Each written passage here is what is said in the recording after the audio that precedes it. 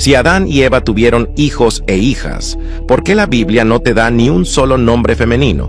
Abre tu Biblia ahora mismo. Busca en Génesis. Lee con atención cada versículo sobre Adán y Eva. ¿Encontraste los nombres de sus hijas?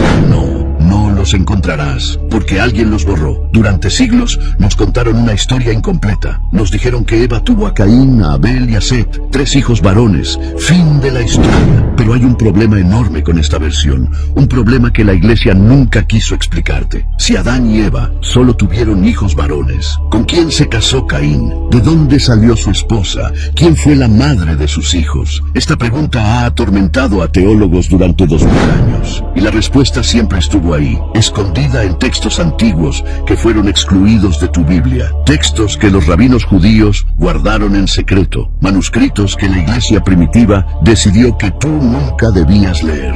En esos pergaminos prohibidos aparecen 7 nombres, 7 mujeres, 7 hijas de Eva que el mundo olvidó. Sus nombres son Azura, Awan, Akline, Alía, Cataleya, Delbora y Aba, y cada una de ellas tiene una historia que te dejará sin palabras. Una de ellas se casó con el primer asesino de la historia, otra fue la madre de toda la humanidad que sobrevivió al diluvio, y hay una cuya historia es tan oscura, tan perturbadora, que entenderás por qué quisieron borrarla. Hoy vas a conocer lo que nunca te enseñaron en la iglesia, lo que tus pastores probablemente no saben, lo que estuvo oculto por milenios. El libro de los jubileos fue escrito hace más de 2000 años. Los antiguos judíos lo consideraban sagrado, lo leían en sus sinagogas, lo estudiaban sus rabinos. Pero cuando se compiló la Biblia que conocemos hoy, este libro quedó fuera. ¿Por qué? Esa es una pregunta que pocos se atreven a hacer. El libro de los jubileos contiene información que no aparece en ningún otro lugar. Nombres, fechas, detalles específicos sobre la primera familia de la humanidad.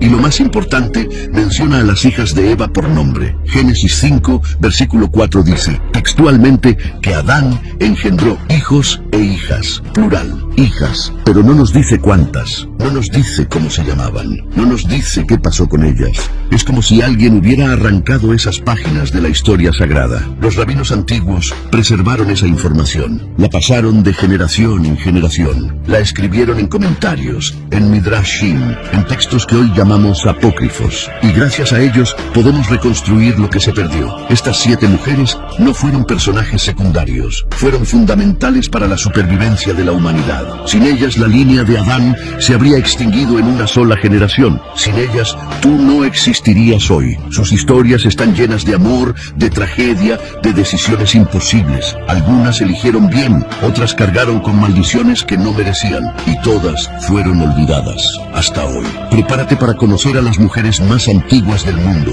las primeras hijas, las madres olvidadas de la humanidad. Su nombre significa la mala en algunos textos antiguos. Otros lo traducen como perversidad, pero Awan no eligió ese nombre, tampoco eligió su destino. Según el libro de los jubileos, Awan fue la primera hija de Adán y Eva. Nació como hermana gemela de Caín. Desde el principio, sus vidas estuvieron entrelazadas de una manera que hoy nos resulta difícil de comprender. En aquellos primeros días de la humanidad no había otras opciones. Los hijos de Adán tenían que casarse con las hijas de Adán. Era la única manera de que la especie continuara. Y así, Awan fue prometida a su propio hermano. Imagina ser Awan. Imagina crecer junto a Caín, verlo trabajar la tierra, conocer su temperamento, su envidia, su resentimiento.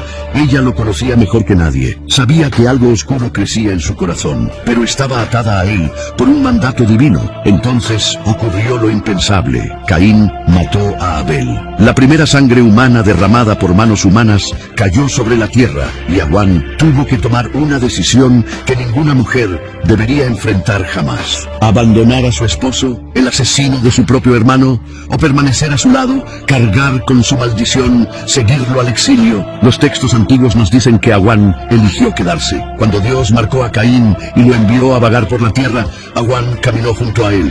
Dejó atrás el Edén, dejó a sus padres, dejó todo lo que conocía. Juntos llegaron a la tierra de Nod, al oriente del Edén, y allí Awan le dio hijos a Caín. El primero fue Enoc. no el Enoc que caminó con Dios, sino otro Enoc, el fundador de la primera ciudad de la historia. La línea de Caín prosperó a través de Awan. Sus descendientes fueron los primeros músicos, los primeros herreros, los primeros artesanos, pero también fueron los más violentos.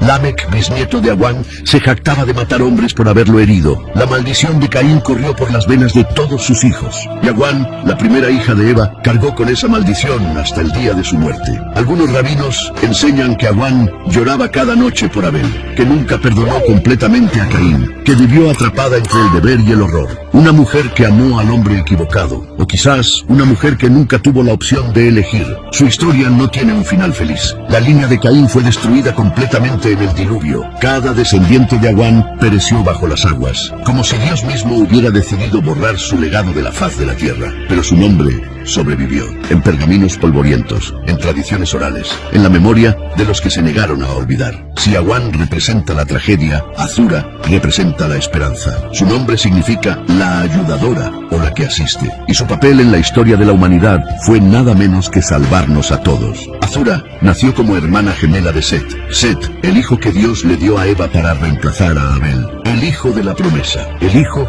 a través del cual vendría la línea del Mesías, y Azura fue su compañera perfecta. El libro de los Jubileos registra que Azura se casó con Set cuando ella tenía aproximadamente 104 años. En aquella era antediluviana, los humanos vivían siglos. Azura tuvo tiempo suficiente para ver crecer a generaciones de sus descendientes. A diferencia de su hermana Awan, Azura eligió el camino de la justicia. Su esposo Set fue conocido como el padre de los hijos de Dios. Sus descendientes fueron los que invocaban el nombre del Señor, los que construían altares, los que mantenían viva la esperanza de redención. El primer hijo de Azura y Set fue Enos. Génesis dice que en los días de Enos, los hombres comenzaron a invocar el nombre de Jehová. El avivamiento espiritual de la humanidad temprana comenzó en el hogar de Azura. Piensa en esto. Cada vez que abres tu Biblia, cada vez que lees sobre Noé, sobre Abraham, sobre David, sobre Jesús mismo, estás leyendo sobre descendientes de Azura. Ella es tu antepasada.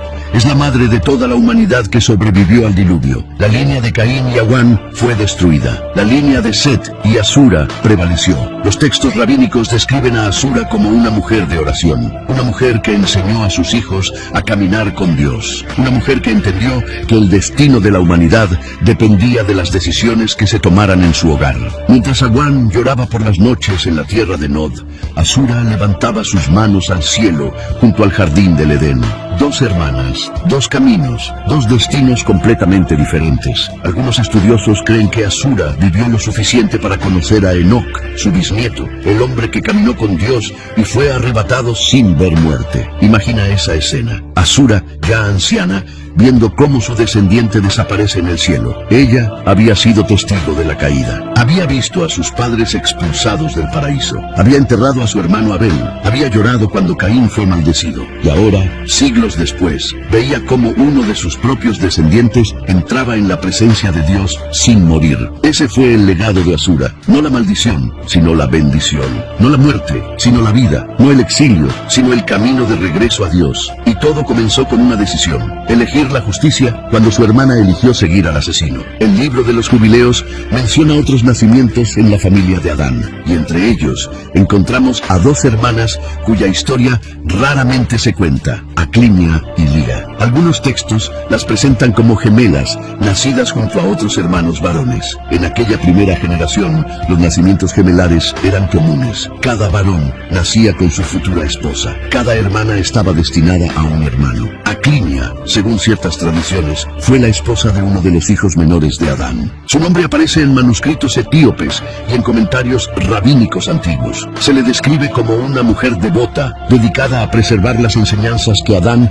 había recibido directamente de Dios. Los rabinos cuentan que Adán, antes de morir, reunió a sus hijos y les transmitió secretos sobre la creación.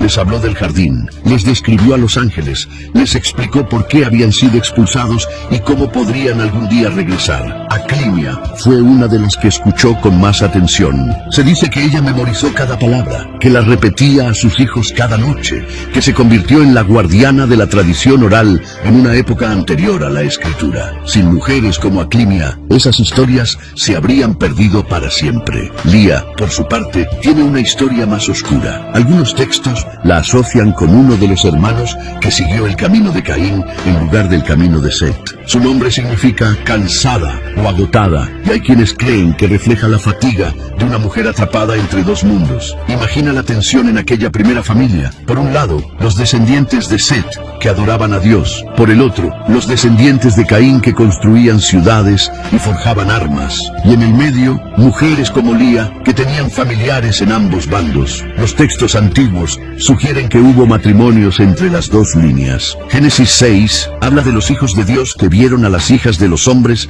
y las tomaron por esposas. Muchos rabinos interpretan esto como los descendientes de Set mezclándose con los descendientes de Caín. Lía pudo haber sido una de esas conexiones, un puente entre dos mundos que eventualmente colapsó. Una mujer que trató de mantener unida a una familia que se desgarraba. No sabemos cómo terminó su historia. Los textos se vuelven silenciosos. Pero sabemos que cuando llegó el diluvio, solo 8 personas se salvaron.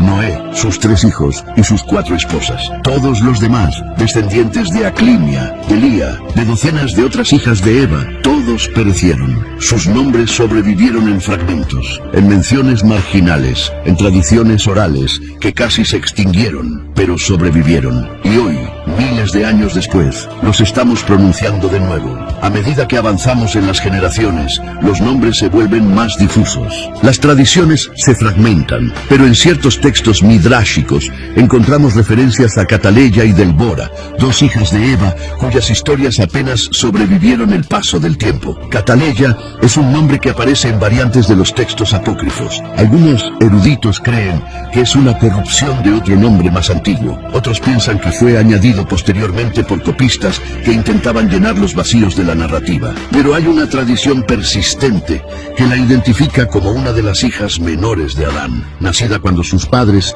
ya habían vivido varios siglos, cuando la tierra comenzaba a llenarse de sus descendientes, cuando el recuerdo del Edén se estaba convirtiendo en leyenda. Cataleya, según esta tradición, fue la última en escuchar directamente la voz de Eva. Su madre, ya anciana, le contaba historias del jardín, le describía el árbol de la vida, le hablaba de la serpiente, le explicaba el dolor del primer parto y la esperanza que nació con él. Delbora tiene un nombre que significa abeja en algunas interpretaciones. Era trabajadora, industriosa, dedicada a su familia. Los textos la describen como una mujer que nunca se casó, una anomalía en aquella época donde el matrimonio y la procreación eran mandatos divinos. ¿Por qué Delbora permaneció soltera? Los rabinos especulan. Algunos dicen que fue por elección propia. Otros sugieren que hubo una tragedia. Quizás el hermano destinado a ser su esposo murió joven. Quizás ella se negó a casarse con alguien de la línea de Caín. Lo que sí sabemos es que Delbora dedicó su vida a cuidar de otros. Se convirtió en la partera de la familia, la sanadora, la que asistía en cada nacimiento y cuidaba a los enfermos. En una era sin medicina, mujeres como Delbora eran invaluables. Hay algo profundamente conmovedor en estas historias fragmentadas. Estas mujeres vivieron vidas completas, amaron, sufrieron, trabajaron, oraron y sin embargo apenas conocemos sus nombres. La Biblia que conocemos fue escrita principalmente por hombres, para comunidades lideradas por hombres, en culturas donde las mujeres eran ciudadanas de segunda clase. No es sorprendente que las historias de las hijas de Eva fueran las primeras en ser olvidadas, pero alguien las recordó. Algún rabino antiguo se tomó el tiempo de escribir sus nombres. Algún copista medieval decidió incluirlos en su manuscrito. Algún arqueólogo moderno desenterró esos textos de cuevas polvorientas. Y ahora, en pleno siglo XXI, estamos hablando de Cataleya y Delbora. Estamos pronunciando nombres que no se han pronunciado en siglos. Estamos devolviéndoles, aunque sea por un momento, el lugar en la historia que les fue robado. El número 7 es sagrado en la tradición bíblica. 7 días de la creación, 7 sellos del Apocalipsis, 7 iglesias, 7 candeleros, 7 espíritus ante el trono de Dios. Y según algunas tradiciones, 7 hijas de Eva. La séptima se llamaba Abba. Su nombre es simple, casi primitivo. Significa padre en hebreo, lo cual ha intrigado a los estudiosos durante generaciones. ¿Por qué una hija llevaría un nombre masculino? ¿Qué significado oculto tendría? Algunas interpretaciones sugieren que Ava fue nombrada en honor a Adán, como una forma de conectar a la séptima hija con el primer hombre. Otras proponen que el nombre original era diferente y se corrompió con el tiempo. Pero hay una tercera teoría, más fascinante. Los místicos judíos enseñan que Ava representaba un principio espiritual, que su nombre apuntaba hacia algo más grande que ella misma, que en Ava se cumplía un ciclo, 7 hijas para completar la primera generación, 7 mujeres para establecer los cimientos de la humanidad. Lo poco que sabemos de Ava viene de tradiciones orales preservadas en el Talmud y en comentarios rabínicos medievales. Se la describe como una mujer contemplativa, casi profética, una que pasaba horas en oración buscando entender el plan de Dios para la humanidad.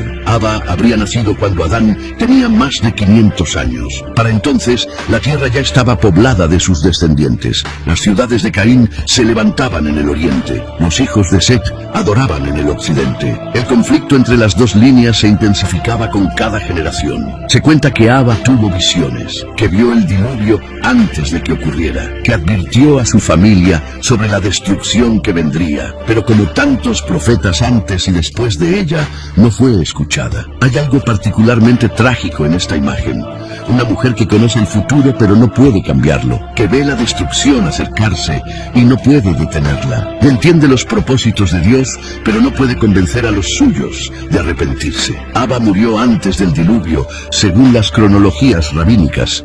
No tuvo que ver las aguas subir, no tuvo que escuchar los gritos de los que quedaron fuera del arca, pero pasó sus últimos años sabiendo lo que vendría. Su nombre, Ava, quedó como un eco, un recordatorio de que el número 7 estaba completo, de que las hijas de Eva habían cumplido su propósito, de que una era estaba por terminar y otra estaba por comenzar. Después del diluvio, los nombres de las 7 hijas casi desaparecieron.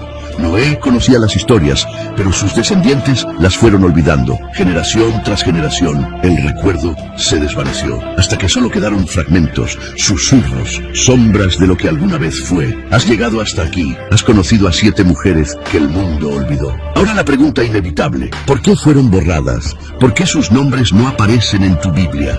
La respuesta tiene múltiples capas. Primero, está la cuestión práctica. La Biblia no es un registro exhaustivo de la historia. Es una selección de textos considerados sagrados por comunidades de fe específicas. Cuando los líderes religiosos decidieron qué libros incluir y cuáles excluir, aplicaron criterios teológicos, no históricos. El libro de los jubileos, que contiene la mayoría de los nombres de las hijas de Eva, fue excluido del canon judío y cristiano. Se le consideró apócrifo, no herético necesariamente, pero tampoco esencial. Y con esa exclusión, los nombres de Awan, Asura y las demás quedaron fuera de las escrituras oficiales. Segundo, está la cuestión cultural. Las sociedades antiguas eran profundamente patriarcales. Las genealogías se trazaban a través de los varones. Las herencias pasaban de padre a hijo. Las mujeres eran importantes para la reproducción, pero sus nombres rara vez se registraban. Mira las genealogías de Génesis. Cuentan los años de vida de cada patriarca.